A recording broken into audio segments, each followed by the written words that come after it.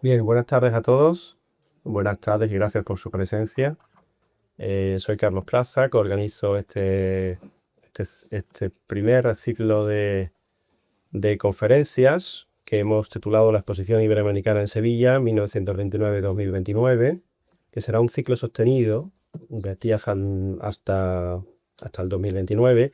El ciclo de este año, la arquitectura en tiempos de la Exposición Iberoamericana, identidades, naciones y regiones en construcción, pues está organizado por mí junto con el historiador Germán Reyes de la Fundación FIDEAS y por Pablo Millán, profesor de la Escuela de Arquitectura y de la Junta de Gobierno del Colegio de Arquitectos, que son las tres instituciones que han promovido este ciclo y a las cuales pues, agradezco mucho su implicación. También agradezco mucho a Julio Cuesta, el comisario de la conmemoración, por todo el trabajo, por el apoyo y por el aliento siempre continuo organizativo. Y a todos ustedes por estar aquí y por seguir en esta segunda conferencia, que vamos a vernos más o menos una vez al mes desde aquí hasta abril.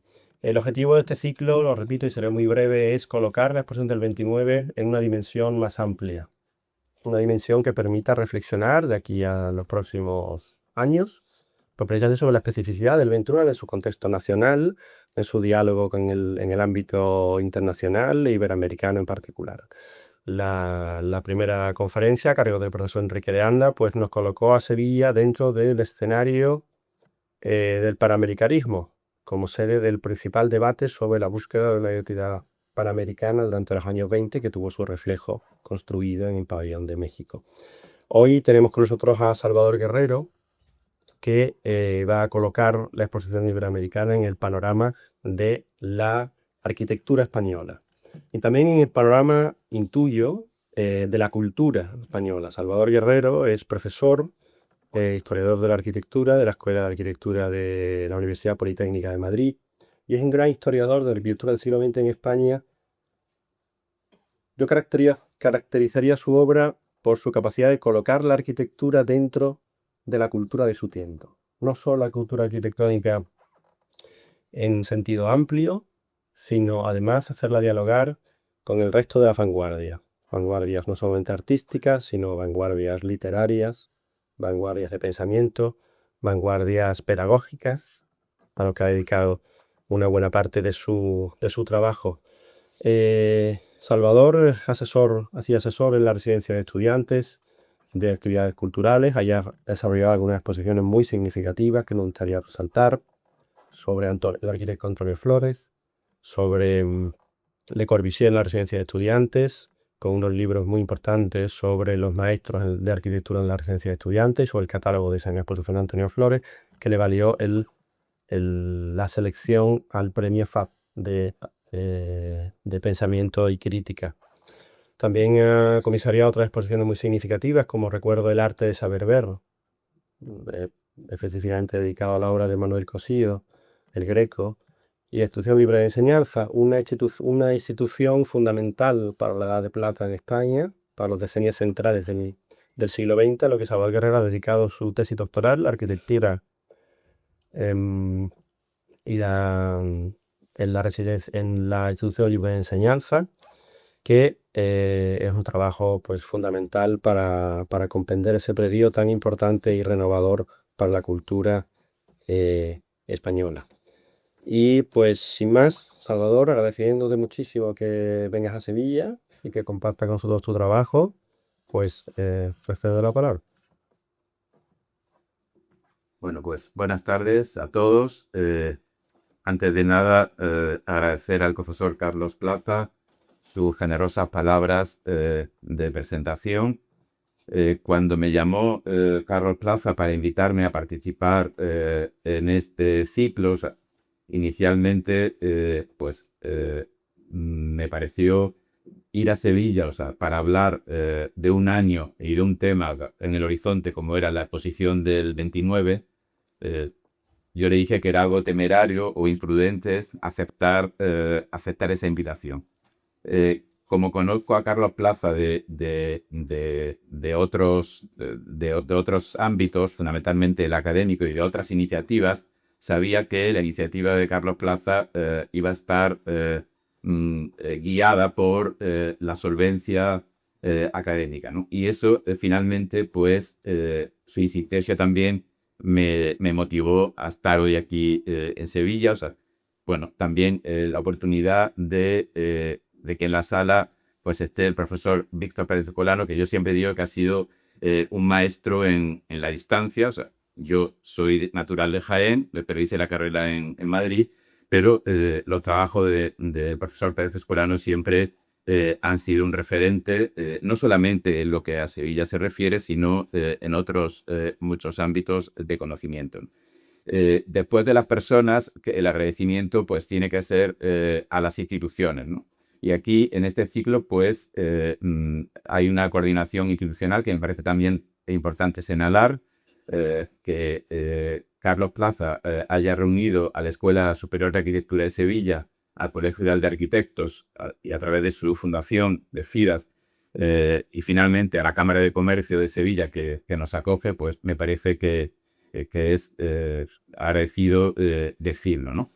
Bien, ¿qué es lo que yo les quiero plantear esta tarde aquí? O sea, a mí me gustaría, antes de ir un poco al meollo de la cuestión, que hagamos un recorrido rápido, o sea, por lo que fue la Exposición Iberoamericana de 1929. Y yo creo que el primer punto, o sea, sería partiendo del cartel de Vacarisas que la anuncia, ¿no? Donde aparece la Giralda en el eje, donde aparecen las dos torres de la Plaza de España, que se convierte en una escenografía. Esa mujer que representa a Iberia, a España y Portugal, que va ataviada con un traje de volantes, con una mantilla, que levanta el brazo, o sea, con un laurel de oro, y que acoge a diferentes nacionalidades, a los diferentes países que se van a convocar en Sevilla bajo la etiqueta de Iberoamericana, ¿no? Antes, inicialmente había habido una primera iniciativa que era hispanoamericana, y finalmente va a ser iberoamericana, en tanto que, como me imagino ustedes saben, Brasil y Portugal sean finalmente invitados. Conocemos el plan maestro, podríamos decir, que organiza la exposición en términos urbanísticos. Podríamos arrancar con la estatua del Cid, y yo creo que es elegante en la exposición de Sevilla una estatua del Cid, que la escultora sea una norteamericana, Anne Huntington, la esposa del fundador, creador de la Hispanic Society de Nueva York. Pues tiene también mucho que ver con esas coordenadas culturales, que es un poco en lo que yo voy a insistir en mi presentación. O sea, vemos de fondo el Casino de la Exposición, ese edificio neobarroco de Vicente Traver, pero imaginemos que estamos volando en un aeroplano y vemos ahora esa vista aérea del conjunto de la exposición. En primer término, el Palacio de San Telmo y la fábrica de tabacos, pero inmediatamente vemos la Plaza de España, el Parque de María Luisa, vemos el primer conjunto que realmente se hace, o sea, lo que es la Plaza de América, con el Pabellón Real, un edificio que vemos aquí, que va a proyectar Aníbal González en clave, podríamos decir, gótico isabelino, en clave Reyes Católicos. Vemos el pabellón de las Bellas Artes, que lo va a plantear el mismo arquitecto en clave neoplateresca. No voy a entrar ahora en problemas de orden compositivos. A cada uno de estos pabellones tiene diferentes estrategias. Quizás el más extraño sea en términos compositivos, el pabellón real.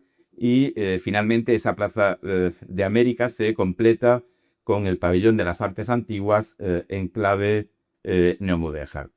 Aquí los vemos, esos tres pabellones, precisamente en estas tres postales. Las postales realmente como un instrumento clave para conocer lo que fue la exposición, lo que fue su arquitectura, ¿no? Y aquí vemos de alguna manera esas alternativas de lenguaje arquitectónico que cada uno de estos pabellones va a plantear.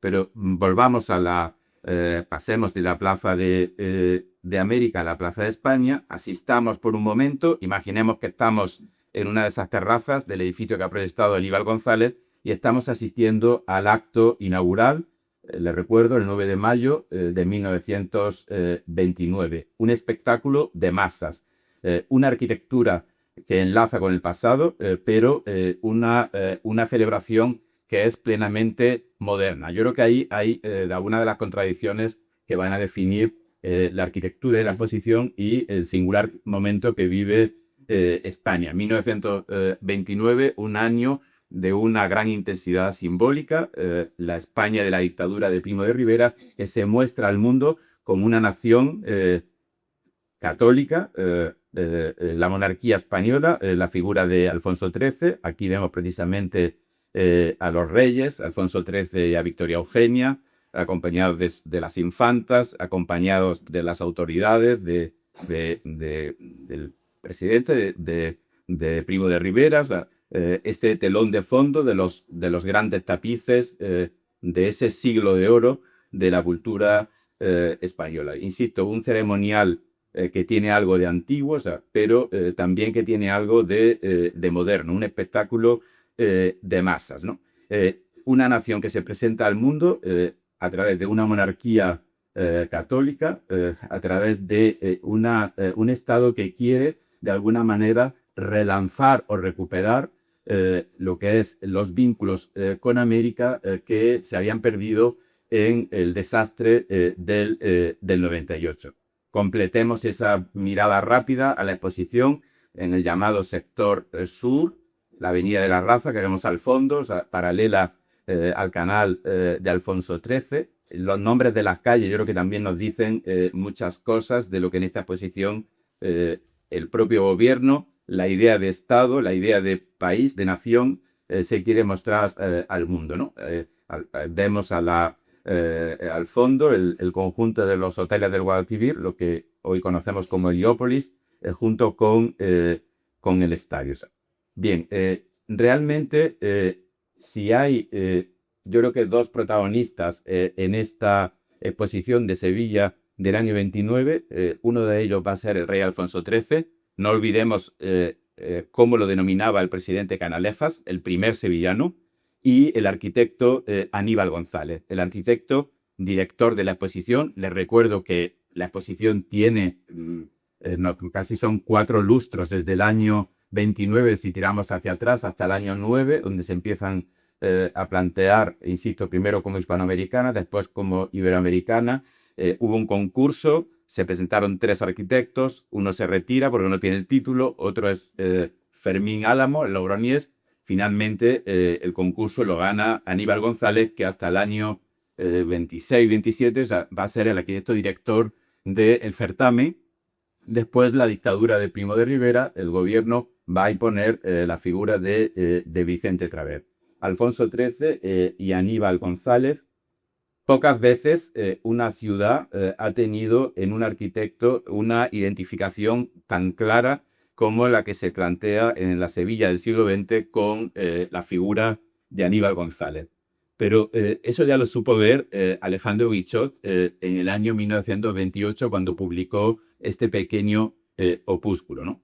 Desde Diego de Riaño hasta Aníbal González. Realmente una Sevilla, esa nueva Roma que estudió Vicente Lleó, que se abría al mundo en el siglo, en el Renacimiento, a partir de 1492, un arquitecto, Diego Riaño, en el Ayuntamiento, o sea, y Aníbal González, arquitecto de esta exposición. Y ahí el subtítulo lo dice muy claro: Constitución de Escuela de Estilo Arquitectónico Sevillano. O sea, identificar realmente esa identificación entre el arquitecto y su ciudad con un estilo, me parece que también es una cuestión a señalar. ¿Cómo empezar esta historia, ¿no? Ya he querido hacer de alguna manera este recorrido rápido, o sea, para intentar entrar en materia, de alguna manera, en el libro argumental de lo que yo les quiero comentar hoy, ¿no? Les he dicho, o sea, que la exposición desde el primer momento se plantea como una operación para regenerar España, Es verdad que también la ciudad va a utilizar esa coyuntura para transformarse, para de alguna manera incorporarse a la contemporaneidad. La Sevilla del 19 es fundamentalmente una ciudad, salvo algunas cuestiones, una ciudad inmóvil en términos urbanísticos, y para que Sevilla sea una ciudad plenamente incorporada a la contemporaneidad, la exposición va a ser de alguna manera el instrumento a utilizar. Esa operación de regeneración de España, pero una regeneración que implica también una reconquista no a través de, como se había hecho en el siglo, a finales del siglo XV, en el XVI, sino una reconquista en términos espirituales. España necesitaba, para presentarse de nuevo al mundo, ante Europa, y básicamente la exposición de Barcelona, la exposición internacional del año 29, tendrá fundamentalmente a través de la industria esa proyección europea, y la exposición de Sevilla tendrá esa vinculación hispanoamericana, fundamentalmente a través de cuestiones, dijéramos, del espíritu, que no son otras que cuestiones históricas o culturales. Pero, ¿dónde empezar?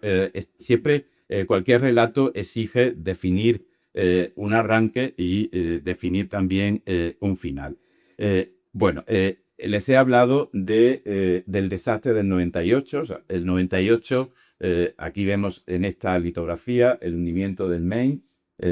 Hoy diríamos que fue una fake news, avant la lettre. En el puerto de La Habana, pues en la mañana del 15 de febrero de 1898, pues este barco se hunde. O sea, la prensa amarillista estadounidense echa la culpa a España, y eso da lugar a la famosa guerra de Cuba, que supone finalmente que España pierde sus últimas colonias, ¿no? Sus últimas colonias americanas, diríamos. Pierde Cuba, pierde Filipinas. La expresión ha quedado, los últimos de Filipinas. Pues estos son precisamente los últimos de Filipinas que han llegado al puerto de Barcelona, y se fotografían.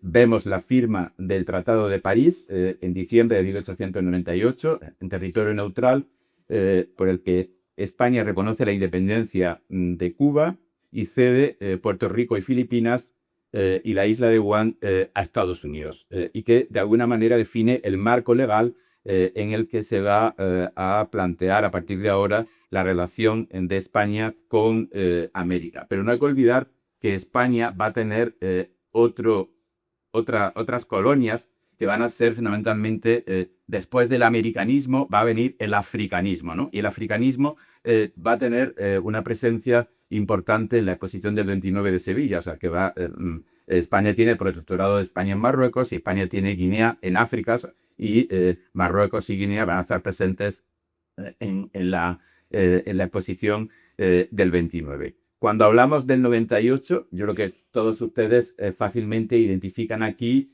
pues a don Miguel de Unamuno, a Rubén Darío, Pío Baroja, a Zorín, a los hermanos Machado, Juan Ramón Jiménez, a Ramón María del Valle Inclán.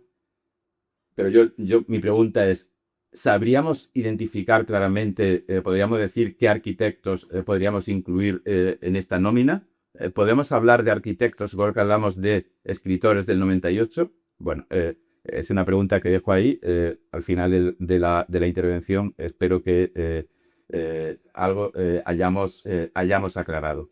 Se ha hablado de una estética del 98, se ha hablado de una plástica del 98, Ignacio de Zuloaga, pintor vasco. O sea, ese pintor que el 98 va a plantear el tema del paradigma de Castilla, ese enano Gregorio el Botero, que tiene de fondo ese viejo pueblo castellano de Sepúlveda, ¿no? Esa Castilla decrépita que de alguna manera la pintura o también la literatura pues va a reflejar de manera extraordinaria. O sea, pero también podríamos identificar con esta estética 98ista esa España mística que va a retratar José Ortiz Echagüe, un personaje, un fotógrafo extraordinario, pero también muchas otras cosas, un industrial, un ingeniero, o sea, aeronáutico. O sea, bueno, un personaje realmente poliédrico, pero que realmente nos está retratando esta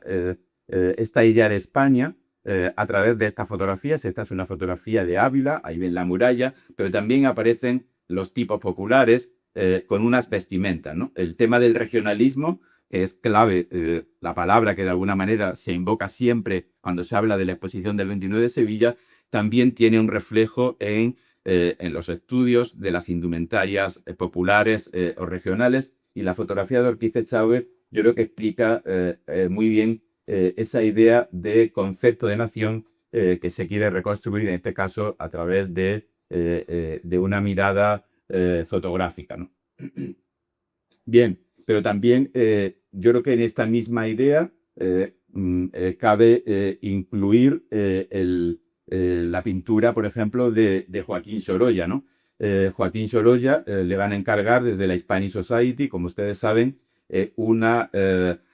un conjunto de lienzos que se van a llamar Visión de España, pero que tiene un título menos conocido, que son las regiones españolas, ¿no? O sea que me interesa más ese título de regiones españolas porque de alguna manera nos introduce, o sea, ese relato que va a caracterizar a la cultura española durante todo este periodo, ¿no? He traído aquí las tres que hay que representan a Sevilla, pues una corrida de toros en la maestranza, una procesión de Semana Santa y luego un baile gitano en un patio, ¿no? Bueno, pues yo creo que, insisto, en esta pintura, al igual que en la pintura de Zuloaga, o igual que en las fotografías de Ortiz Echagüe, nos están planteando una reconstrucción del concepto de nación que de alguna manera ha quedado maltrecho, o sea, con ese famoso desastre del 98. Todo esto tiene mucha literatura. El desastre del 98,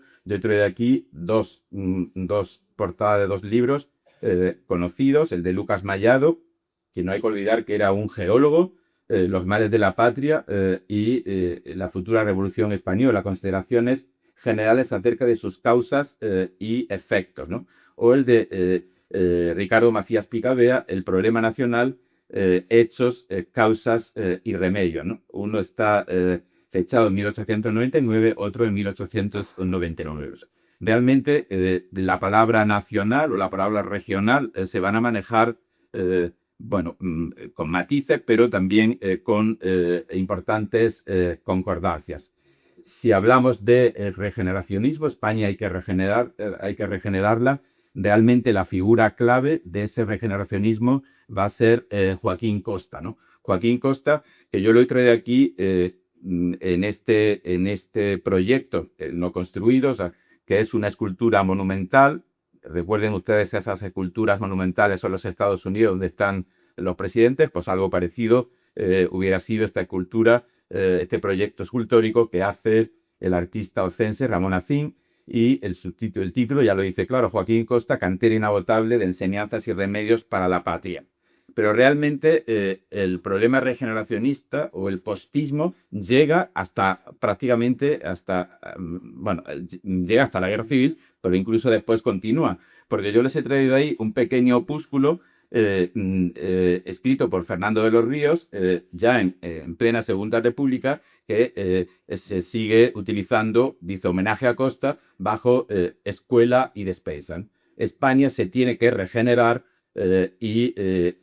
Costa proponía dos estrategias. Una era la escuela, la educación, en definitiva. La despensa podríamos interpretarla como la necesaria reforma agraria. Precisamente la Segunda República, donde Fernando de los Ríos fue ministro, utilizó esas dos líneas argumentales para desarrollar su proyecto político.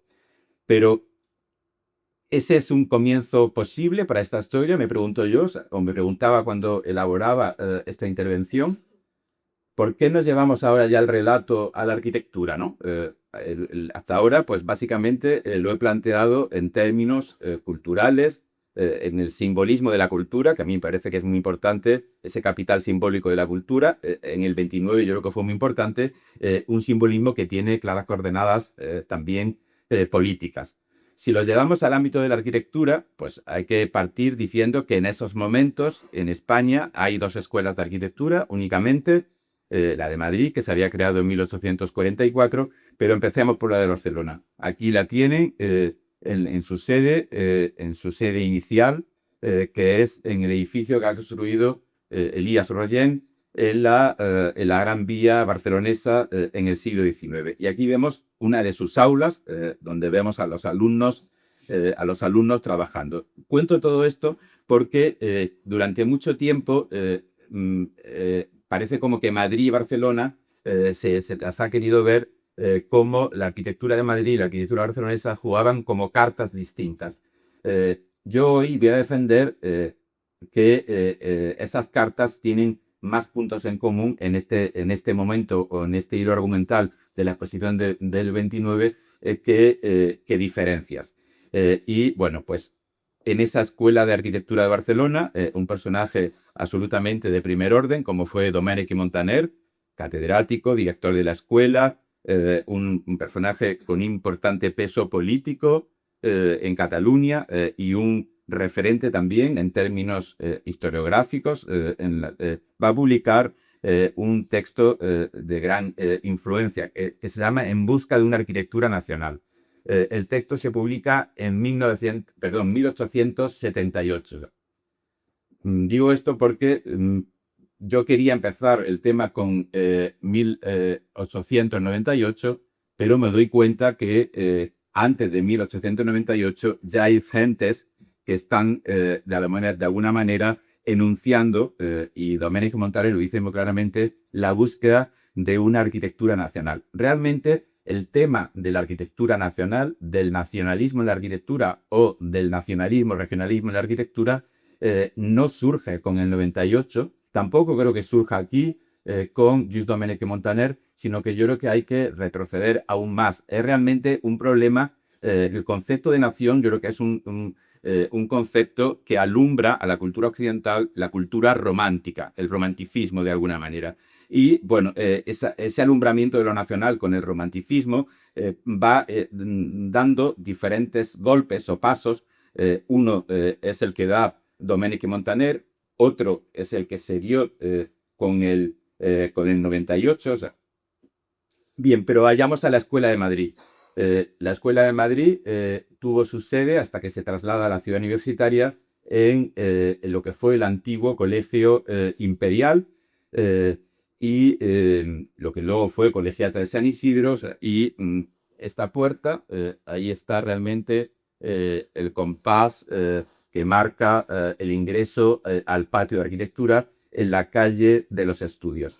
Si en Barcelona teníamos a Domènech Montaner, en Madrid esta es una de las aulas de esta escuela de Madrid, no muy diferente. La de Barcelona estaba animada de gente, esta está vacía. O sea, bien, en ese momento hay dos profesores que yo creo que son claves de alguna manera para este debate. Y esos dos profesores de los que yo les voy a hablar van a ser los maestros de Aníbal González.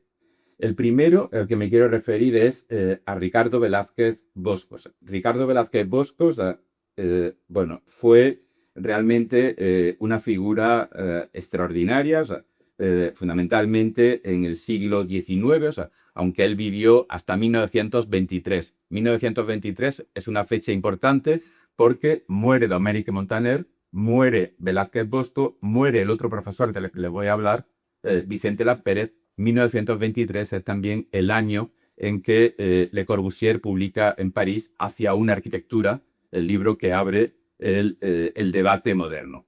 Bien, Velázquez Bosco, o sea, tiene una amplia trayectoria. O sea, en Madrid nos ha dejado edificios pues, extraordinarios como el Ministerio de Agricultura o la Escuela de Minas.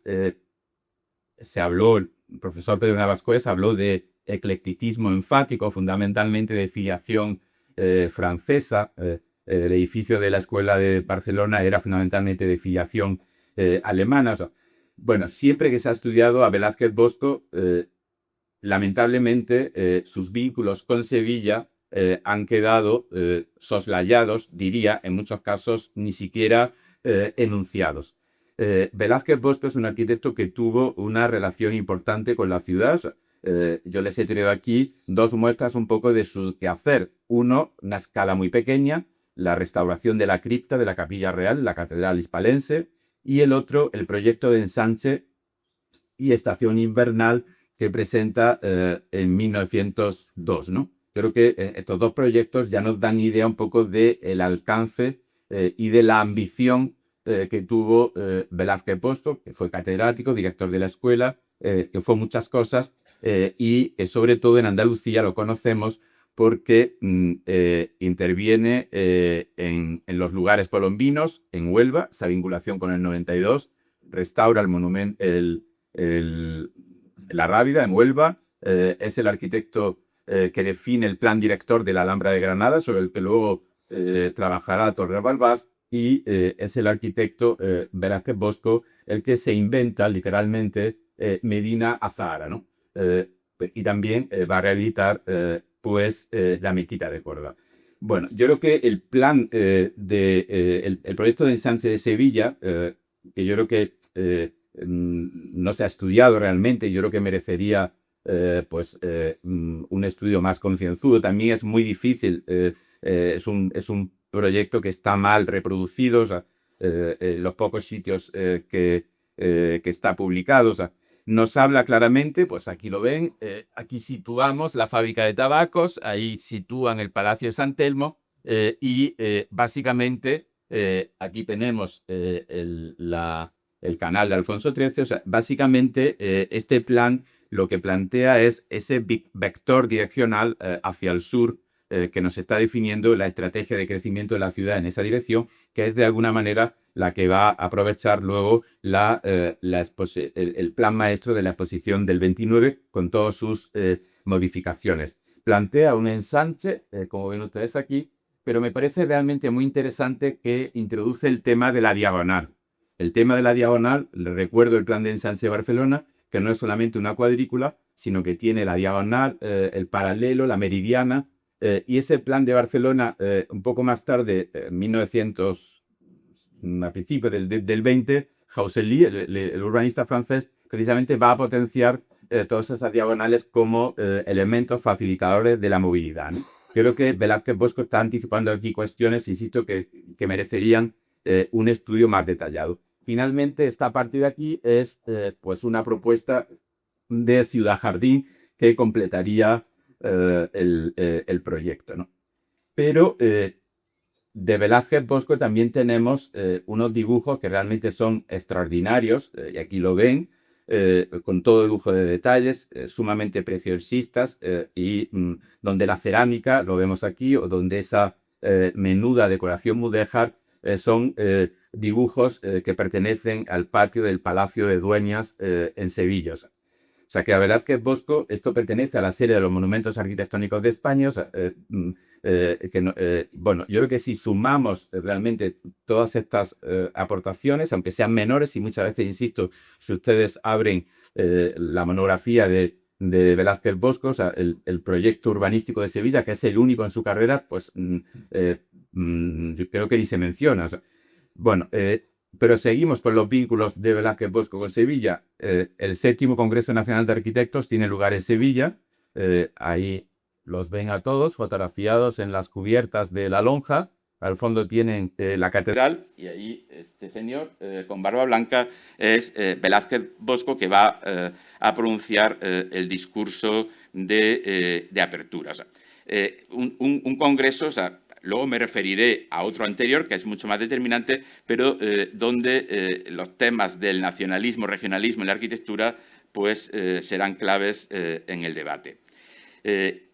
Velázquez Bosco, prácticamente su trabajo como arquitecto de nueva planta, podemos decir que acaba en la emblemática fecha de 1898. Lo que hace fundamentalmente hasta que muere van a ser trabajos sobre todo de restauración en esos bienes patrimoniales que les he mencionado antes. Hay un edificio que yo creo que siempre que se habla de Velázquez Bosco se cita la Escuela de Minas, se cita el Palacio de Fomento, que era lo que hoy es el Ministerio de Agricultura, o ahora veremos el Palacio de Velázquez o el Palacio de Cristal en el Retiro. A mí me gusta referirme a este edificio, el CSDEN, primero porque nos da la cronología de 1898, o sea, es un edificio que sus coordenadas temporales son las mismas que las del desastre, o sea, y tiene una historia particular este edificio. Esto era una escuela de sordomudos que se realiza a Velázquez Bosco cuando le encargan el proyecto. Los cimientos del solar ya existen, son los del fallido proyecto que había impulsado la Institución Libre de Enseñanza para constituir en 1876 una universidad libre en Madrid. Ese proyecto fracasa, la institución vende el solar, lo compra el Estado y sobre los cimientos Velázquez Bosco plantea este proyecto. Yo creo que es un proyecto que nos da idea de esa mudanza que se está produciendo en torno a esta fecha hacia otras cuestiones, insisto, nacionalistas o regionalistas, ¿no?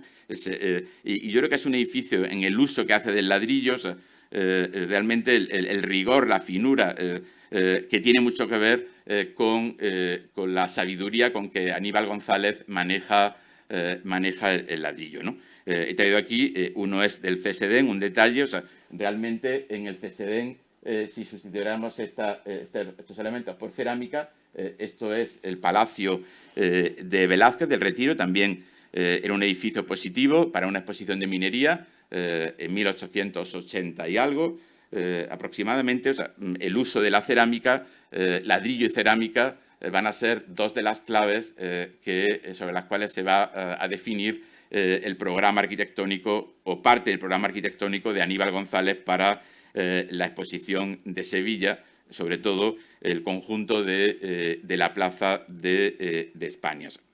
Bien, vayamos al otro personaje en cuestión que les he dicho, don Vicente Lampérez. Don Vicente Lampérez también era catedrático de la Escuela de Arquitectura de Madrid en el mismo periodo que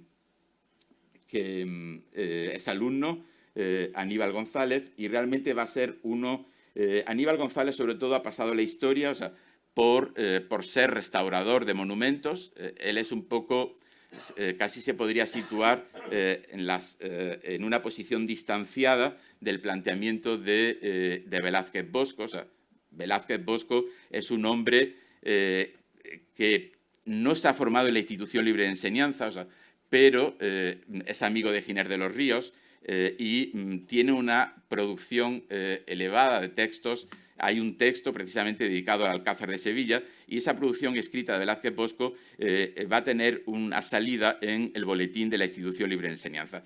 Una restauración que es más conservadora, o sea, y menos intervencionista, que es lo que va a plantear Vicente Lampérez en sus restauraciones de la Catedral de Burgos. Aquí vemos ese edificio que vemos en primera línea, es el Colegio del Niño Jesús, que hace Lampérez de nueva planta, y al fondo tenemos las agujas de la Catedral de Burgos, que él va a restaurar, al igual que la Catedral de Cuenca, ¿no?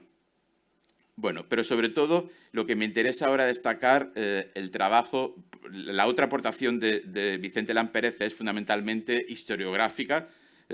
Realmente tiene una aportación extraordinaria. O sea, su historia de la arquitectura cristiana española yo creo que es una aportación de primer orden, forma un jalón en la construcción historiográfica de la arquitectura española, o sea, pero también va a tener un papel importante como crítico de arquitectura, ¿no? Ese papel como crítico, he traído aquí una muestra, la arquitectura española contemporánea, tradicionalismos y exotismos, ¿no? Parece que es esa dicotomía, esa divergencia, ¿no? ¿Cuáles son los tradicionalismos y cuáles son los exotismos? Podríamos preguntarnos, ¿no? Bueno, los exotismos, pues podemos pensar claramente que si estamos hablando de estas fechas, se refiere fundamentalmente a la arquitectura que hoy llamamos modernista. Los tradicionalismos yo creo que está más claro, ¿no? De alguna manera, asentar la definición de la arquitectura contemporánea sobre la lección de la tradición, ¿no? Vía difícil, peligrosa en muchos casos, pero en algunos otros pues quizá pueda dar resultados exitosos. En la exposición de Sevilla del 29 los tenemos, ¿no? Bueno, pues estas arengas que hacía don Vicente Lampérez, que se daban en estos salones de arquitectura, como el que tenemos ahí, el primer salón de arquitectura del año 1911, van a continuar realmente, van a tener una vinculación muy estrecha con su producción, insisto, historiográfica, o sea, donde va a caracterizar los distintos estilos y va a estudiar por primera vez los monumentos. Realmente hay edificios monumentales que por primera vez se dibujan, de los que por primera vez Vicente Lamperés publica plantas o documentos planimétricos. Se han seguido utilizando realmente muchísimos. Bien, pero ahora vuelvo otra vez a dar otra vuelta de tuerca, o sea, a todo esto, o sea, también un poco para desestabilizar la situación, o sea, porque en esto la historia siempre son construcciones provisionales y siempre podemos entrar con un punto de vista distinto. O sea, la pregunta sería, o sea, ¿qué papel pueden cumplir los pabellones expositivos que España levanta en el extranjero? O sea, donde de alguna manera lo que se está contando es esto es España, ¿no? Bueno, yo les he querido empezar este rápido recorrido por 2 o 3 pabellones, no más, porque es otro tema que merecería una conferencia específica. O sea, con este pabellón, que es el de París del año 1878. O sea, el mismo año que Domènech i Montaner publica En busca de una arquitectura nacional. Bueno, un pabellón que realmente no es muy distinto del pabellón que hace Aníbal González, del pabellón Mudéjar que hace Aníbal González. Esto en 1878, el pabellón de Aníbal González es para la primera parte, la cronología, Víctor Pérez Colano seguro que la sabe con más precisión que yo, estamos hablando de 1918 más o menos, 16, o sea que han pasado los años y la arquitectura parece que se mueve aparentemente en las mismas coordenadas. Pero volvamos un poco a los literatos. Leamos a Miguel de Unamuno. O sea, Miguel de Unamuno está planteando en esos años, en sus andanzas y visiones españolas, lo que podríamos llamar una elegía a la torre plateresca de Monterrey, ¿no? Hemos hablado de platerescos, hemos hablado de isabelino, hemos hablado mudéjar. Realmente la España de los Reyes Católicos, la España del emperador Carlos, tiene en estos estilos arquitectónicos del pasado su manifestación más elocuente. Por lo tanto, volver ahora sobre ellos significa, de alguna manera, reactivar en términos culturales, arquitectónicos, esa idea del imperio que se ha perdido. Y la exposición de Sevilla pues va a ser un instrumento. O sea, el otro pabellón del que les quiero hablar es el de París, del año 1900. Este es un proyecto que hace José Urioste, 2 años justo después del 98, o sea, y volvemos a ver una arquitectura donde se invoca a la Universidad de Alcalá, a la Universidad de Cisneros, a la Universidad de Salamanca, al Alcázar de Toledo y al Palacio, a esa torre de Monterrey que había elogiado, que había hecho una elegía Miguel de Unamuno. Bueno, el mismo arquitecto, otro arquitecto, José López Salaverry, en Madrid, ya ahora no hace falta irse fuera de nuestros territorios, sino en la misma capital de la corte, pues está planteando un edificio, que es este es el proyecto, este es el edificio construido, que es la sede de Blanco y Negro, y luego, a partir de 1903, de Blanco y Negro es la revista de prensa española, se funda en 1891, y el diario ABC es de 1903, ¿no? La sede de Blanco y Negro y luego la sede de ABC. De nuevo, ese neoplateresco, pero ese mismo edificio en su fachada al Paseo de la Castellana, y en el año 26, ya saben ustedes los vínculos familiares que hubo entre la familia de Aníbal González y los Luca de Tena, los fundadores del ABC, diario monárquico por otra parte, pues Aníbal González va a realizar este proyecto que claramente está vinculado con la arquitectura de la Plaza de España. Es un proyecto del año 26 en el que va a colaborar otro colega del que les hablaré algo más tarde, Teodoro Anasagasti. Bien, en el año 14 tiene lugar una exposición en Madrid que se llama la Casa Antigua Española, 1914, Círculo de Bellas Artes. ¿Quiénes participan en esa exposición? Bueno, pues algunos de los protagonistas de esta historia. Vicente Lampérez, pero yo les he traído ahí la página El Palacio de Dueñas y Aníbal González. Sobre el Palacio de Dueñas había ido su maestro, Velázquez Bosco, y en el año 14 vuelve su discípulo Aníbal González el estudio del Palacio de Dueñas como herramienta para definir esa nueva arquitectura regionalista. Podríamos detenernos, realmente yo creo que esta exposición merecería también un estudio detallado, para ver quiénes participan. Por supuesto, el gran protagonista de esta exposición va a ser don Vicente Lampérez, y le van a acompañar otros arquitectos, algunos de ellos compañeros generacionales de Aníbal González. El debate realmente del regionalismo se va a plantear en el VI Congreso Nacional de Arquitectos en San Sebastián, en el año 1914, ¿no? Este es el punto álgido de este debate y ese debate lo van a capitalizar, como ven ustedes, Aníbal González y Leonardo Rucabado, del que no les he hablado todavía. Aníbal González, alumno de la Escuela de Madrid, Leonardo Rucabado, alumno de Domènech Montaner en la Escuela barcelonesa. El título yo creo que está muy claro: Orientación para el resurgimiento de una arquitectura nacional. Bien, ahí ven las conclusiones con esos 10 puntos programáticos. Esto va a provocar uno de los debates más encendidos en la cultura arquitectónica del primer tercio del siglo XX. Fundamentalmente, el debate lo van a librar Rucabado y González junto con Demetrio Rivas. Pero, bueno, vayamos ahora. En Sevilla ya conocen Aníbal González. Yo les he dado, no era mi propósito analizar la trayectoria de Aníbal González, pero de alguna manera ir dando esos puntos o señalar en esos episodios que permiten contextualizar todo esto en una visión más amplia, ¿no? Leonardo Rucabado ha nacido en Castro Urdiales, se ha formado en la Escuela de Barcelona, era también ingeniero industrial y, bueno, realmente para entender cuál es, en términos de ideario,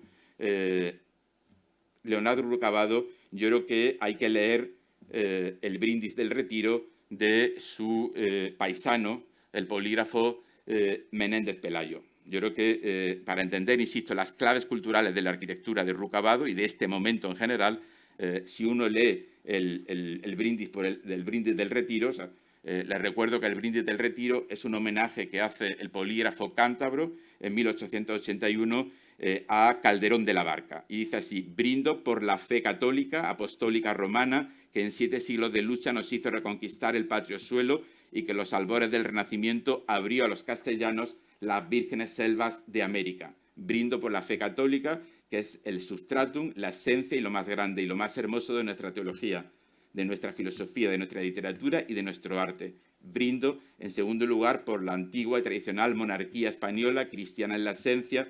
Bueno, los brindis continúan, lo pueden encontrar ustedes.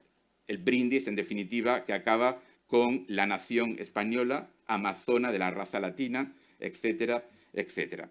Leonardo Rucabado, cuando termina la carrera, vuelve y se instala en Bilbao. Hay que entender que Bilbao, a final del siglo XIX y las primeras décadas del siglo XX, es realmente una ciudad con una actividad empresarial e industrial. Los grandes bancos, ahora ya no sabemos dónde son los bancos, pero entonces sabíamos que eran de Bilbao, que eran de Vizcaya, eran fundamentalmente de capitales que habían surgido de la siderurgia vasca en finales del XIX, y la pujanza que tenía esa sociedad bilbaína en ese momento. Y precisamente en esa coyuntura económica favorable, pues Rucabado va a recibir muchos encargos. Realmente, si analizamos los primeros encargos, este mismo dibujo que ven en la pantalla es una arquitectura que se mueve, pues ahí podríamos decir que es un Old English Style, y arquitectura, insisto, de reminiscencias inglesas. Los bilbaínos siempre han sido muy anglófilos, pero lo mismo que hace este chalet inglés, hace este otro, que es de inspiración secesionista vienesa, ¿no? Realmente, Leonardo Rucabado, en los inicios de su carrera, casi podemos decir que da muchos tumbos, ¿no? Esos tumbos van a canalizar precisamente a partir básicamente de 1914, de ese congreso, de ese debate, en lo que va a ser el regionalismo montañés. Los dos grandes regionalismos en España van a ser el sevillano, con la figura de Aníbal González y con los colegas que le acompañen, y el otro lo va a definir Rucabado en Cantabria, montañés, pero también va a tener prolongación en el País Vasco, en Asturias, incluso en la propia Galicia. Habrá otros regionalismos, luego veremos alguna imagen, pero estos son los que van a capitalizar con más intensidad el debate. Hace una iglesia, pues cuando toca una iglesia, pues es un neogótico, estamos en la Restauración, la sociedad de la Restauración es una sociedad, es la misma que ha levantado Covadonga, o sea, es la misma que está levantando la Sagrada Familia, la misma que le ha encargado al Marqués de Cubas la Catedral de la Almudena en Madrid,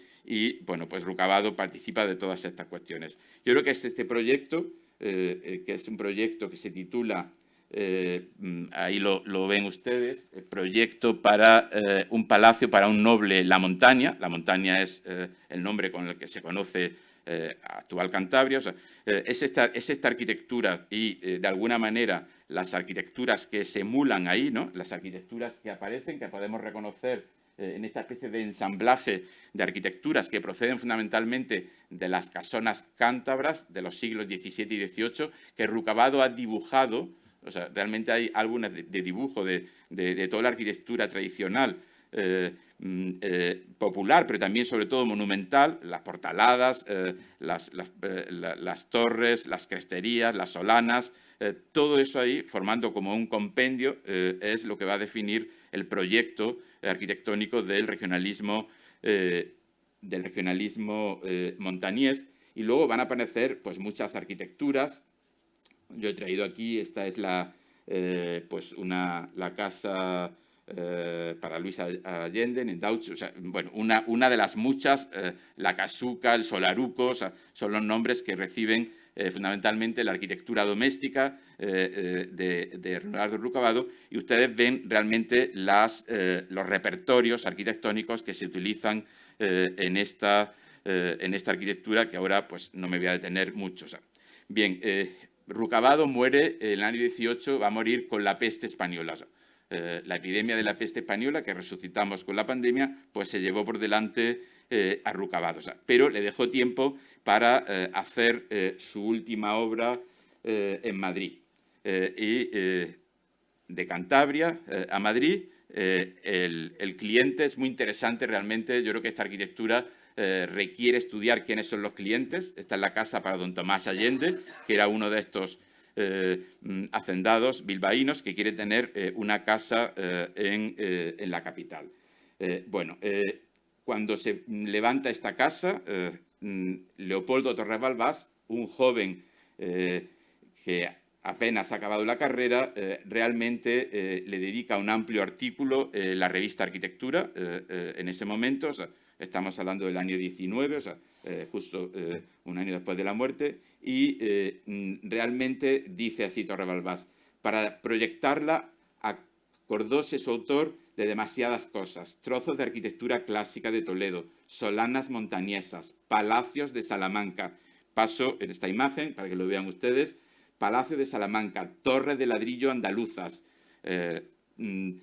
chapiteles madrileños. La profusión es general, no hay planos lisos que den valor a la decoración, y a la vista se fatiga entre tanta riqueza de detalles, ¿no? Realmente está la profusión de arquitecturas que propone Rucabado con este último proyecto que la nueva generación que representa Torres Balbás pues de alguna manera va a rechazar educadamente, o sea, esta vía, ¿no? No rechaza a Torres Balbás, que ha sido también un arquitecto formado en la Institución Libre de Enseñanza, o sea, y que es un gran amante de lo que significa la tradición.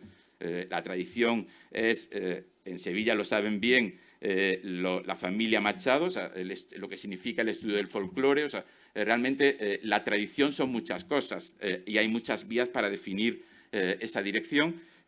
Torres Balbás defiende la tradición, defiende el conocimiento de la tradición, lo que no defiende esto, o sea, que él no utiliza esa palabra, porque yo creo que entonces no era de uso común, es de alguna manera el pastiche de arquitecturas que es todo esto. Bien, a ver, no sé la hora que es ya, o sea, son las 8, o sea, yo quería hacer una cosa rápida ahora, o sea, sin intentar, para entender quiénes son los compañeros generacionales de Aníbal González y de Leonardo Rucabado. Pero yo creo que si miramos la arquitectura de Aníbal González o si miramos la arquitectura del regionalismo en la exposición del 29 de Sevilla, yo creo que estos otros colegas, que muchos de ellos compartieron el tiempo de aulas en la Escuela de Arquitectura, pues nos permite entender todo esto, ¿no? Realmente, Antonio Palacios, yo creo que es 2 años más joven. Aníbal González nació en el 76 y Palacios nace en el 74. O sea, insisto, es el mismo grupo generacional. En el año 4 gana el concurso con Otamendi para la construcción del Palacio de Comunicaciones, lo que hoy es la sede del Ayuntamiento de Madrid. Bueno, yo creo que es un edificio que tiene muchas coordenadas, que se puede leer en muchas capas. A mí me gustaría ahora leerla precisamente en lo que de regionalista o nacionalista tiene su arquitectura. Si ustedes ven esas torres, realmente vuelve a entrar en ese debate. Luego él se va a salir. Realmente Palacios, en su trabajo para el Metro de Madrid, realmente es un modernizador y las marquesinas que realiza, por ejemplo, en la Puerta del Sol, que es esta, o la que está en la red de San Luis, frente a la Telefónica, que ahora se ha reconstruido torpemente. Yo creo que estas dos imágenes nos muestran realmente que Palacios tiene muchos registros y este es un registro que casi lo podría emparentar con la figura del gran arquitecto vienés Otto Wagner. Otro registro es el que da en el Círculo de Bellas Artes el concurso del 16 y el proyecto se termina el año que viene. El Círculo está preparando otra exposición de Palacios precisamente para conmemorar el centenario de la inauguración del edificio. Yo lo he traído aquí en la sección para explicar que realmente este edificio, que de alguna manera es una Babilonia resucitada, tiene mucho de arquitectura norteamericana, de la arquitectura de la Escuela de Chicago. O sea, esa sección claramente es... Iñaki Ábalos publicó un artículo, Delirious Círculo, creo que se llamaba, jugando con el Delirious New York de Koolhaas. Realmente aquí había, si eliminamos de alguna manera la retórica que lo puede envolver, nos encontramos un edificio de resonancias norteamericanas. Otro coetáneo de Aníbal González va a ser Antonio Flórez Urdapilleta, que, bueno, él llegó a ser catedrático también de la Escuela de Arquitectura de Madrid, porque realmente, ya ustedes habrán dado cuenta, o sea, en ese momento la enseñanza, en todo este momento la enseñanza de la arquitectura tenía 2 pilares, que era la enseñanza del dibujo, todos eran extraordinarios dibujantes, y la enseñanza de la historia, ¿no? Bueno, Flórez llegó a ser profesor catedrático de dibujo y su arquitectura, que introduce otra variante dentro del regionalismo. Torres Balbás llamó a la arquitectura de Flórez regionalismo racionalista. O sea, Flórez se va a encargar de orientar y definir la política de construcciones escolares desde el año 20 hasta el año 36 en España. O sea, y, bueno, pues aquí ven ustedes, yo he traído 8 ejemplos de 8 escuelas construidas por la oficina desde el año 20. Bueno, esto es en el 33, en un debate que se produce, y esas escuelas vuelven a ser, de nuevo, vuelven a centrar el tema del regionalismo, pero un regionalismo, si se quiere, más esencialista. Un regionalismo que ahora ya no pasa por la revitalización de un plateresco o de un isabelino, sino que pasa por actualizar el legado de la arquitectura vernácula, ¿no? Porque la tradición también es lo vernacular. Bueno, realmente a Flores lo que le preocupaban eran las cuestiones de ventilación, de iluminación, de soleamiento. Son preocupaciones fundamentalmente higienistas que están en el higienismo médico del siglo XIX y que van a llegar a la arquitectura, entre otras cosas, en esta política de construcciones escolares. Flórez, realmente aquí se plantea una cadena de maestro a discípulo. Velázquez Bosco, o sea, es el que ha empezado a restaurar la mezquita y Medina Zara, y el que le va a suceder va a ser Antonio Flórez, que también va a tener una carrera extraordinaria como restaurador, y luego en la Alhambra le sucederá Torres Balbás. Bien, otro compañero generacional que participa en la exposición del 29 de Sevilla, con un papel muy en el estadio de la exposición de Sevilla, o sea, hay un estudio preliminar de Manuel María Smith e Ibarra, ¿no? El gran arquitecto del regionalismo vasco. O sea, bueno, el gran arquitecto de la oligarquía vasca. O sea, ya les he dicho antes que Rucabado muere pronto y el que se va a hacer con esa gran clientela va a ser Manuel María Smith Ibarra, que también se forma en Madrid y básicamente en esos años. Pero yo he traído aquí dos ejemplos, o sea, de obras del mismo arquitecto, ¿no? Arriba una casa neovasca y abajo el Palacio Lezama Leguizamón. Las dos casas, estas que muestro, se abren a esa bahía de Labra, ¿no? Que muestra de alguna manera desde Neguri hasta Portugalete, o sea, la ambición de esa burguesía vasca. Entienden el regionalismo realmente casi como un repertorio, ¿no? Habría que estudiar quién es el cliente de una casa y quién es el cliente de otra para que uno pida neovasco y para que otro pida, de alguna manera, ese Monterrey de nuevo resucitado, ¿no? Pero también el Estado está planteando ambiciosos proyectos, las estaciones de ferrocarril, en sus diferentes variantes regionales. Manuel María Smith Ibarra pues, plantea esta estación de Achuri en Bilbao, en una arquitectura que podríamos llamar neovasca. Otro de esta generación va a ser Teodoro Anasagasti, el que ayuda a Aníbal González en el proyecto de la sede del ABC en Madrid, que va a introducir otras coordenadas, si se quiere, más simbolistas. Realmente su obra, bueno, decimos que es su obra, pero realmente el Carmen Rodríguez Acosta, ya lo estudió Rafael Moneo, es una obra coral donde en el fondo el que aparece retratado es el pintor, que es el que ustedes ven aquí, el pintor y banquero Rodríguez Acosta, en un mundo donde de nuevo aparece la tradición, pero otra tradición o otra lectura de la tradición, pero también aparecen esos vínculos, esas reflexiones vienesas. El mismo Teodoro Anasagasti, en otra operación que es la de las casas de correos, pues nos ha dejado en Málaga precisamente un edificio que se mueve también en esa clave regionalista. Podríamos seguir enumerando todo esto, o sea, en Santander, otro discípulo de Rucabado, González Riancho, el promontorio, que ustedes ven ahí, la casa que le encarga un naviero, el naviero Adolfo Pastor, y que luego, cuando el naviero se arruine, comprarán los banqueros Botín, y hoy es una de las sedes de su fundación. En Galicia también, Gómez Román, este proyecto para la sede del Seminario de Estudios Galegos, pues también va a plantear un regionalismo. Vuelven a ser, insisto, si ven ustedes las fechas de nacimiento, o sea, son básicamente todos arquitectos en la década que nacen en la década de 1870, o sea, en la misma década que ha nacido Aníbal González y en la misma década que ha nacido Leonardo Rucabado, ¿no? Podríamos ir, o sea, yo no quiero agotar Reinés, el gran arquitecto regionalista mallorquín. El regionalismo en algunos casos va a ir unido a preocupaciones políticas.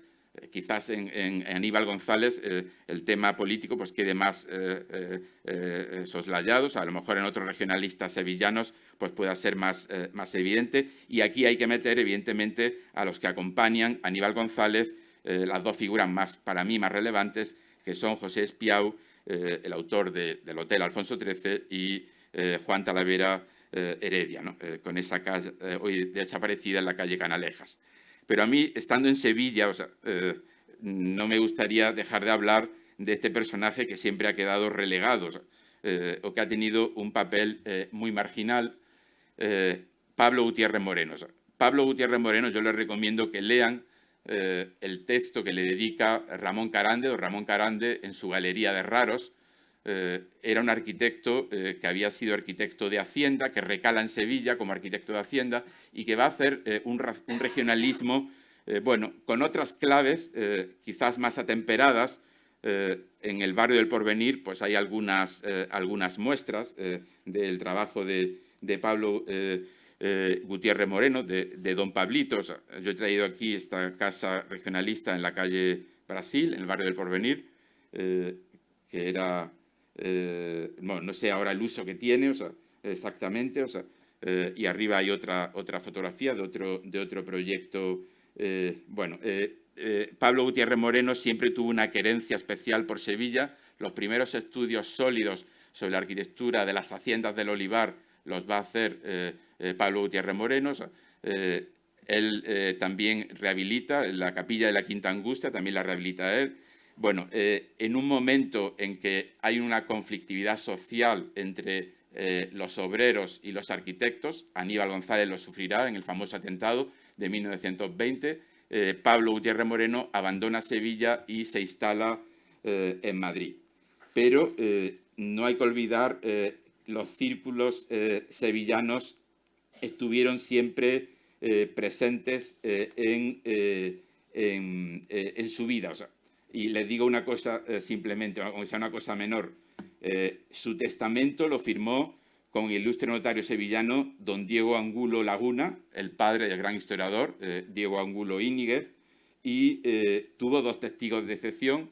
Uno era don Ramón Carande y el otro era Pedro Salinas, que ha llegado a Sevilla como catedrático de la universidad. O sea que, aunque él, su paso por Sevilla fuera, bueno, él está aquí casi 2 décadas, que no es poco tiempo, o sea, él realmente a lo que se dedicó, con toda su fortuna, su poca fortuna personal, fue a la enseñanza de la arquitectura en lo que se llamó las misiones de arquitectura, que enlaza con las misiones pedagógicas de la institución libre de enseñanza. Y yo creo que el cuadro del regionalismo en Sevilla merecería la pena que la figura de Pablo Gutiérrez Moreno, sobre todo por el valor moral de su dedicación casi como misionero, ¿no? Recuperando ese título de la misión de la universidad que ha planteado Ortega, ¿no? Bueno, España monumental, España regional, España nacional. Todo esto tiene un eco muy claro en todos los pabellones regionales, en todos los pabellones provinciales.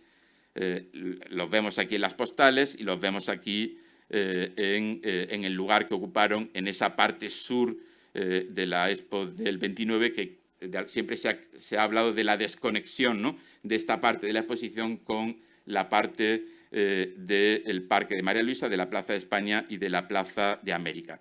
Yo creo que esos pabellones regionales, yo no he querido hablar de la exposición de Barcelona del 29 porque va a haber una conferencia que va a dar esas claves, pero sí he querido meter una cuña. O sea, los pabellones regionales tienen realmente un alter ego en el pueblo español de Barcelona. O sea, claramente, o sea, que pues es otro episodio que tiene sus particularidades, que no vamos a entrar ahora en ellas. Bueno, yo creo que hay una fuente realmente inagotable para estudiar la exposición del 29 de Sevilla, que es el Libro de Oro, el famoso Libro de Oro. O sea, si nosotros miramos los arquitectos que publican en el Libro de Oro, uno es Pedro Muguruza, y publica este artículo. Hace poco se ha leído una tesis doctoral. Este artículo no aparece en esa tesis doctoral. Nadie ha mirado aquí, o sea, qué papel podía cumplir este arquitecto importantísimo. Ustedes le conocen sobre todo por su significación con el franquismo, o sea, pero realmente antes de la Guerra Civil, Muguruza era un arquitecto de referencia de primer orden en Madrid, y el artículo que va a publicar es La arquitectura regional española, ¿no?, que es de alguna manera el protagonismo. Unas claves parecidas es la que va a plantear Martín Noel desde Argentina, o sea, los fundamentos para una estética nacional, el autor del Pabellón de Argentina. O sea, si vemos las imágenes que acompañan a ese libro de Martín Noel que les enseñaba, bueno, la puerta de Marchena, Valladolid, vemos Segovia, vemos la portada de la Latina, o sea, y vemos aquí los edificios latinoamericanos, esa fachada retablo que luego van a estar presentes en su proyecto. ¿Cómo entender todo esto? ¿Cómo intentar comprender lo que está pasando? O sea, yo creo que hay que recurrir a nuestro filósofo de cabecera, José Ortega y Gasset.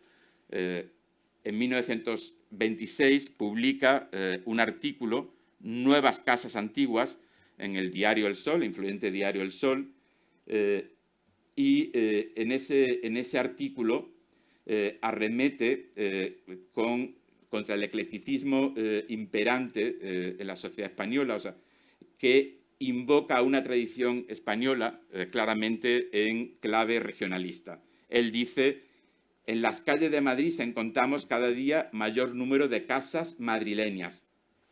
Una casa regionalista madrileña, lo que hoy es el Palacio de Bermejillo, la sede del Defensor del Pueblo.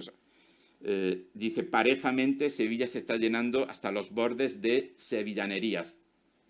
Un edificio regionalista de Sevilla, hoy ya desaparecido. Ahora vamos a preguntarnos, dice Ortega, si es este un hecho reconfortante o desesperante. Para ello conviene descender a la raíz. La raíz está en la mente del propietario, dice, o del arquitecto que ha construido la nueva casa antigua. Bueno, yo creo que Ortega está actuando realmente como un francotirador de la cultura, casi en unos términos paralelos en los que interpelaba a la sociedad vienesa de fin de siglo el arquitecto Adolf Loos. Les recomiendo que lo encuentran, bueno, no fácilmente, pero se puede rastrear y encontrar el texto completo. O sea, bueno, la coda final. La coda final es que en esa España de Primo de Rivera los proyectos de modernización se suceden. Y uno de ellos va a ser la implantación de la Compañía Telefónica Nacional de España, que es una empresa, les recuerdo, que se funda en 1924, de capital norteamericano, la ITT, que va a organizar y expandir la telefonía. O sea, un país monárquico, católico, que quiere recuperar esa idea de imperio a través de la cultura, pero que se moderniza a través de las tecnologías, se moderniza a través del turismo, se moderniza, podríamos seguir enumerando. Bueno, cuando la compañía está buscando, o sea, qué arquitecto se va a encargar, finalmente se decide que el arquitecto Ignacio de Cárdenas realice el edificio central, que es el rascacielos de la Telefónica en Madrid, pero se decide que los edificios de Barcelona y de Sevilla se encarguen a arquitectos locales. Y, bueno, pues como ustedes saben, el de Sevilla va a recaer en un neobarroco en Juan Talavera, el otro arquitecto. Ya no estamos hablando de la exposición del 29, pero de alguna manera esa exposición expandida que encuentra en las calles su prolongación. Un edificio, el de Madrid, que también nos pone sobre otra problemática, que es los edificios en altura, los rascacielos. Cuando Le Corbusier, y ahora les hablaré, viene a Madrid en el año 28, cuando vuelve a París, lo que dice que ha visto es sobre todo el rascacielos de la Telefónica, el primero de Europa. O sea, durante un tiempo fue el primer rascacielos de Europa, y quien viajaba a Madrid en el año 28, en el año 29, una de las atracciones máximas, en el mismo momento que estaba la exposición de Sevilla, era el rascacielos de la Telefónica. Recientemente, pues unos profesores de la Universidad de Sevilla han sacado a la luz el proyecto de Mira el Betis, un proyecto de rascacielos fallido en el Prado de San Sebastián del año 25, justo en los prolegómenos de la exposición de Sevilla. O sea, el tema del rascacielos. Bueno, hemos hablado de la monarquía y esa identificación que hay de la monarquía personificada en Alfonso XIII con la exposición del 29 de Sevilla. Vino asiduamente, o sea, aparte ya de las ceremonias, de la ceremonia y del ritual de apertura. O sea, en el año 27, o sea, se cumplen 25 años de 1927, son 25 años de la subida al trono de Alfonso XIII, y se va a poner en marcha un proyecto muy ambicioso, en términos fundamentalmente educativos y culturales, que es el proyecto de la Ciudad Universitaria de Madrid, que se va a realizar, aquí vemos al rey mirando los terrenos, aún todavía no urbanizados, de la Ciudad Universitaria de Madrid, que yo creo que es un proyecto que puede, de alguna manera, parangonarse o entenderse en paralelo a Barcelona y a Sevilla del 29, ¿no? Aquí ese proyecto se va a encomendar a Modesto López Otero, el catedrático de la escuela. Se hacen sesiones de Lotería Nacional para financiarlo. La maqueta que se realiza, que aquí la ven ustedes, no voy a entrar ahora en desmenuzar el proyecto. Ven el gran eje, el Paraninfo, que nunca se hizo, el área de humanidades, el área de ciencias, el área de medicina, el área de artes con Bellas Artes y Arquitectura, el Stadium, los colegios mayores. Bueno, pues esta maqueta se llevó a Estados Unidos buscando la filantropía de los estadounidenses. Se expuso, sé que se expuso en la exposición de Barcelona del 29. No sé si se expuso en Sevilla, no lo he podido, no he encontrado ese dato, pero que me parecería que sería un dato que aportaría un eslabón más a este discurso. Bueno, el director de la operación de la Ciudad Universitaria de Madrid, les recuerdo que la Ciudad Universitaria de Madrid fue asumida prácticamente en la totalidad por la República. Cambió el rey por el presidente de la República, por Niceto de Alcalá Zamora, en la Junta Constructora, pero todos los equipos, empezando por el director, por López Otero y por todo el equipo de arquitectos que reúne, seguirán en la República. No pasó lo mismo ya después de la guerra, donde los arquitectos desaparecen, algunos en el exilio, el único que se mantiene es López Otero. En Sevilla, López Otero va a hacer el Hotel Cristina, que, bueno, hoy ya no existe, y que se va a mover en otras coordenadas estilísticas que estarían más en el Art Deco, incluso en el Mission Style norteamericano, que me parece que es otro tema, otra variable que habría que introducir aquí, ¿no? Ese estilo de misiones que va a caracterizar la arquitectura norteamericana en este momento. En el 27 tiene lugar en Sevilla el acto fundacional de la joven poesía. La generación del 27 tiene lugar en la famosa reunión del Ateneo. Ahí está foto fija que ustedes conocen. Estamos hablando del 16-17 de diciembre del año 27, el homenaje a Luis de Góngora, la tradición, pero con otros ojos, los ojos de los jóvenes, y esos jóvenes pues son Alberti, García Lorca, Salinas, Guillén, Damaso Alonso, Gerardo Diego, Luis Cernuda, etcétera, etcétera. Les planteaba antes que quiénes eran los arquitectos que podríamos unir a los literatos del 98. La pregunta sería ahora, ¿quiénes podemos vincular a los jóvenes literatos del 27? Bueno, pues a esa pregunta respondió Carlos Flores en su libro Arquitectura Española Contemporánea del año 61. Él no utiliza el término de generación del 27, sino utiliza el término de generación del 25. En el 25 han ocurrido muchas cosas. Ortega ha publicado la deshumanización del arte. Los artistas plásticos de la nueva generación se han unido en la Sociedad de Artistas Ibéricos. Y en el 25 se ha desarrollado también la Exposición de Arte Decorativas de París, y Carlos Flores habla de 3 obras: El Rincón de Olla arriba, de Mercadal, en Zaragoza, la gasolinera de Portopí, de Ferran de Sou, en Madrid, la casa del Marqués de Villora, de Bergamín. Pero realmente a esa tríada de Carlos Flores hoy podríamos añadir, sin ningún género de dudas, el Mercado de la Puerta de la Carne en Sevilla, que tiene una cronología de 1926 a 1929, ¿no? Esta obra de Gabriel Lupiáñez y de Aurelio Gómez Millán, claramente con esta formidable estructura de hormigón armado que entra dentro de estas coordenadas de lo que llamaríamos la nueva arquitectura, ¿no? Ellos realmente no utilizaban, nosotros hablamos de la arquitectura moderna, pero ellos utilizaban más el término de la nueva arquitectura. Nuevo y antiguo, les recuerdo de nuevo el título del artículo de Ortega. Me parece que con el término nuevo podemos sacar conclusiones. Bueno, en el año 28, Ortega y Gasset, el filósofo de nuevo, abre el número de la Gaceta Literaria con un breve texto que se titula Rebrote arquitectónico. Dice, todo parece dispuesto para que el planeta dé un rebrote arquitectónico.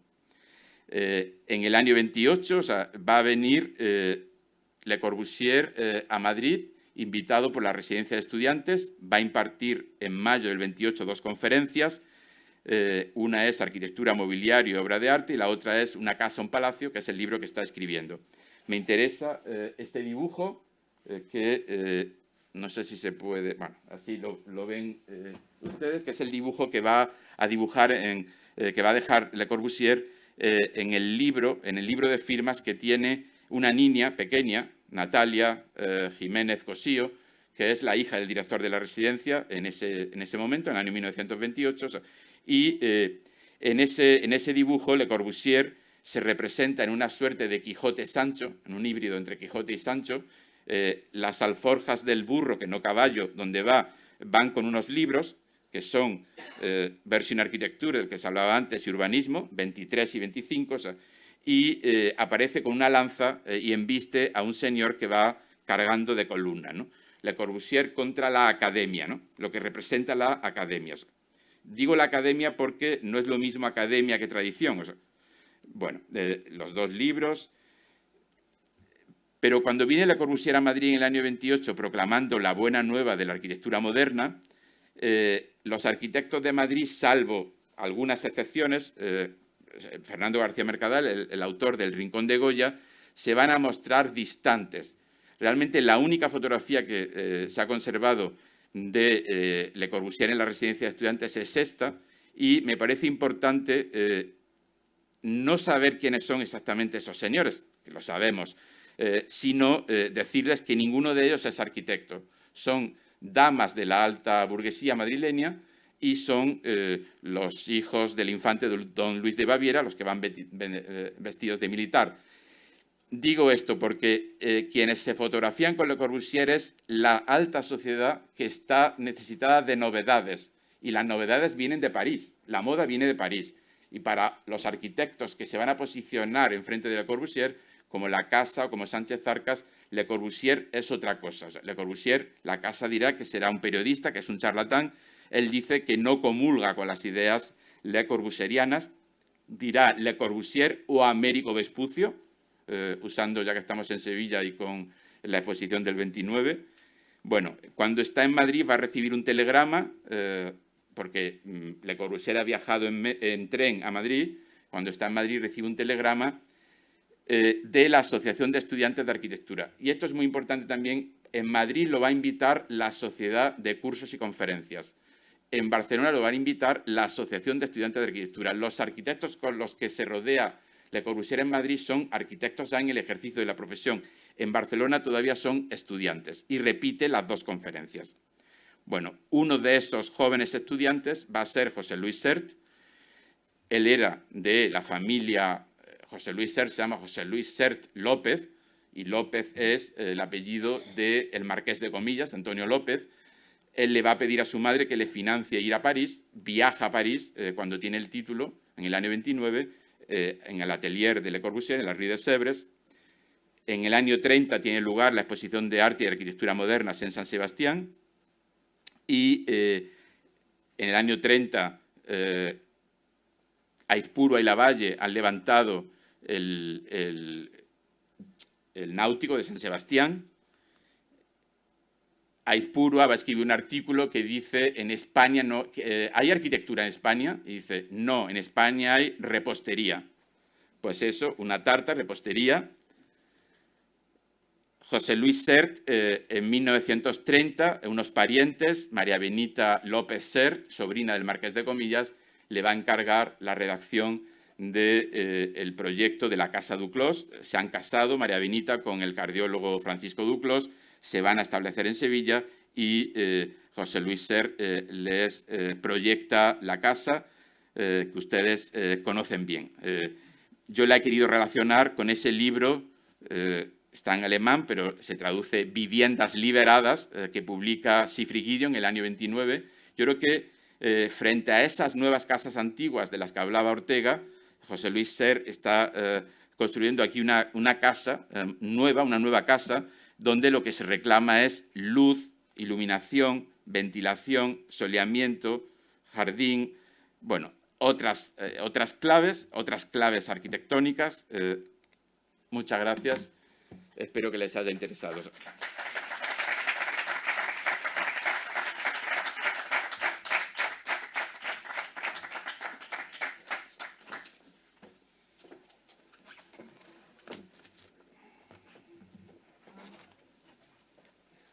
Bien, pues muchas gracias. No breves palabras para cerrar. Muchas gracias por este rico... Sé que me he excedido del tiempo, pero bueno, espero que haya sido soportable. Creo que ha sido un panorama muy rico, muy inspirador, muy interesante. Salvador, de verdad, muchas gracias. Creo que colocar, digamos, hacer aflorar todas estas coordenadas sevillanas, ¿no?, en el panorama nacional y a la vez conseguir incluir cuánto de la exposición del 29 dialoga en la obra de Velázquez Bosco, Bueno, no les he dicho que si hablábamos o empezaba yo con mi discurso utilizando una palabra que se repite siempre, es nacional. La arquitectura moderna, si hay una palabra que la define, es internacional. O sea, entonces, este viraje de lo nacional a lo internacional, internacional será el nombre que le den ya en el 32 Philip Johnson y en el MoMA, en la célebre exposición del estilo internacional del 32, el primer libro que publica Walter Gropius en las publicaciones de la Bauhaus se llama Arquitectura Internacional. Entonces, de alguna manera ha sido un viraje desde lo nacional a lo internacional, siempre teniendo como eje lo que está ocurriendo en Sevilla durante el año 29 y el año 30, porque la exposición se termina precisamente en el mismo año que se está construyendo la Casa Duclos. O sea que... Bueno, pues creo que nos ha mostrado un panorama de Sevilla como escenario de una buena parte de las inquietudes de los personajes que más significativos de la cultura arquitectónica, desde los años 70 del siglo XIX hasta 1930, ¿no? Yo creo que eso es interesante para, como decía, por un lado, buscar esas coordenadas de lo que ocurre en Sevilla y de los conflictos y los debates que hay en Sevilla en ese panorama nacional, y a la vez ver cuál es su reflejo en la exposición de Sevilla, ¿no?, que creo que nos puede ser inspirador para seguir indagando este tema. Muchísimas gracias, Salvador. Muchas gracias a todos por la invitación y sobre todo por la cálida asistencia. Un día que era con la lluvia, pues hacía difícil salir de casa. Muchas gracias a todos. Bien. Pues nos emplazamos en un par de semanas, al 18 de diciembre, a la conferencia de Joaquín Moreno de la Universidad de Oporto. Muchas gracias.